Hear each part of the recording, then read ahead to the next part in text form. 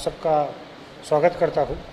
आज की पत्रकार परिषद में जो 7 मुद्दे हमने उठाए हैं उसके बारे में 2-2 मिनट में आपको बताता हूँ। पहला जो मुद्दा है वो 19 सितंबर 91 के बाद 2001 तक जितने भी लोग नॉन नेट सेट लोग हैं उनको उनके स्टार्टिंग डेट से सारे कैश के लाभ देना चाहिए, ऐसा एक आशा बिडकर का अंतरिम आदेश है, इंटरिम ऑर्डर है। तो उसके हिसाब से हमारा पहला जो मुद्दा है कि बाकी सभी लोगों को स्टार्टिंग डेट से उनका जो कैश के बेनिफिट्स है वो मिलने चाहिए। आपके टोटल कितने मुद्दे हैं और मेन मुद्दे क्या है उसमें बताओ। हाँ, हमारे साथ टोटल 7 मुद्दे हैं। 7 में से सबसे पहला मुद्दा यही है कि सबको नॉन नेट सेट लोगों को उनके स्टार्टिंग डेट से, जैसे आशा बिडकर और 21 लोगों को मिल रहा है ऑलरेडी सारे बेनिफिट, तो उनको मिल रहा है, तो बाकी सारे लोगों को आर्टिकल 14 के अनुसार मिलना चाहिए। आर्टिकल 14 ये कहता है कि state government should have equality in the judgement of all the people. जैसे उनको मिल रहा है वैसे सारे महाराष्ट्र के नॉन नेट सेट वालों को स्टार्टिंग डेट से कैश मिलना चाहिए। ये पहला मुद्दा है। दूसरा मुद्दा है कि 2012 के बाद जितने भी लोग रिटायर हो रहे हैं उनको महाराष्ट्र शासन जो नॉन नेट सेट लोग हैं पेंशन देने के लिए ना बोल रही है। उसमें से एक लिस्ट ही हमारे पास है कि 12 से 15 ऑलरेडी हो गई है हाई कोर्ट सुप्रीम कोर्ट की, उनको अभी अभी पेंशन देना शुरू हुआ है। लेकिन हमारा कहना है कि अभी एक आदमी रिटायर होगा फिर उसको पेंशन मिलेगी, उसको कोर्ट में जाना पड़ेगा। तो इससे अच्छा आप जीआर निकालो, कॉमन जीआर, ताकि आगे इससे क्या होता है कि कोर्ट का टाइम जाता है, महाराष्ट्र गवर्नमेंट का पैसा जाता है और टीचर लोगों का भी पैसा वेस्ट होता है। तो बेस्ट वे आप जीआर निकालो ताकि ये मुद्दा ना रहे।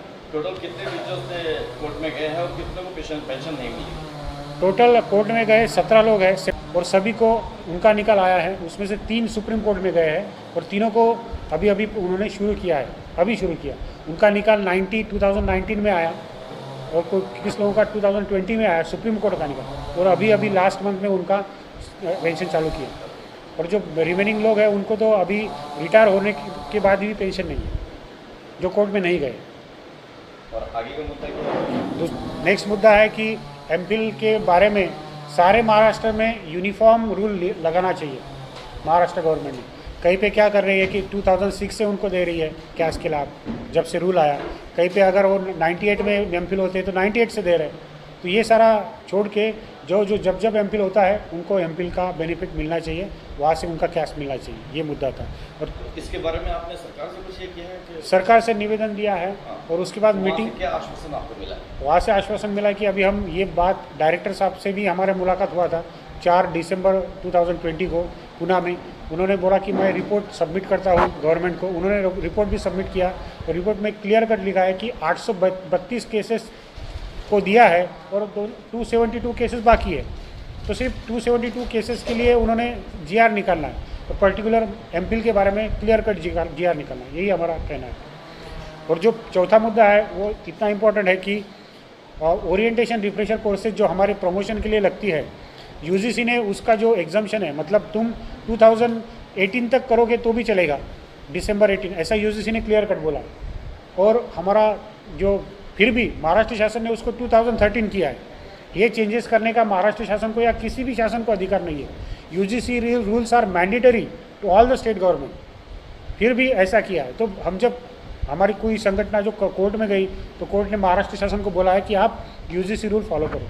जैसे एग्ज़ाम का हुआ है, महाराष्ट्र शासन ने एग्ज़ाम नहीं लेने का बोला था, फिर कोर्ट में गई तो माननीय सुप्रीम कोर्ट ने भी रूल लागू किया कि UGC rule is mandatory for all, exam लेना पड़ेगा। इसी तरह से ये भी है। वहाँ पे 2 पॉइंट है। पहला तो OCRC STC का जो ओरिएंटेशन रिफ्रेशर और शॉर्ट टर्म कोर्सेस है 2018 तक यूजीसी ने दिया है।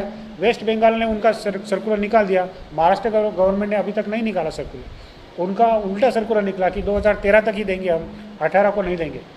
तो ऐसा ये डिस्क्रिमिनेशन चल रहा है। दूसरा, एसोसिएट प्रोफेसर का जो इंटरव्यू है, जिस दिन इंटरव्यू होगा उस दिन से आपको मिलेगा, ऐसे महाराष्ट्र गवर्नमेंट ने बोला। एक्चुअली रूल में क्या लिखा है कि जब वो एलिजिबल होता है तभी मिलना चाहिए, ये यूजीसी ने बोला।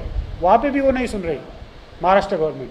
आगे का आपका ये रणनीति क्या रहेगी? आगे की रणनीति, हमने जितने भी अपने हमारे आदरणीय शिक्षक आमदार है, 7 शिक्षक आमदार है, सारे शिक्षक आमदार को हमारे मस्ट के सारे टीचर जगह जगह पे मिल रहे हैं, उनको ये सब बता रहे हैं उनको बोला है कि सर आपको हमने चुन के दिया तो शिक्षक लोगों का जो भी प्रॉब्लम्स है आप सुनो, उसको हमने निवेदन दिया, उनको हम हमारा जो प्रॉब्लम्स है रिप्रेजेंट करेंगे और उसके बाद जीआर वगैरह निकलता है तो ठीक है, नहीं तो फिर हमारा नेक्स्ट आंदोलन करना है, आज़ाद मैदान में हम बैठेंगे। हम गए थे कल पुलिस स्टेशन में, लेकिन हमको बोला गया कि कोरोना का संख्या बढ़ रहा है मुंबई में, इसलिए आप पत्रकार परिषद लो और नेक्स्ट स्टेप है हमारा आंदोलन लेने का। जैसे ही थोड़ा सा कंट्रोल में आता है कोरोना, हम लोग आंदोलन में यहाँ पे बैठ जाएंगे आज़ाद मैदान। पॉइंट तो CHB का है कि हमारा उसमें महाराष्ट्र शासन को ये कहना है कि आप जितने भी भर्ती है प्राध्यापकों की, नेट सेट PhD क्वालिफाइड प्राध्यापक कैंडिडेट अवेलेबल है अभी, तो उनका आप इंटरव्यू ले लो, उनको सिलेक्शन करो, ताकि ये CHB ना रहे।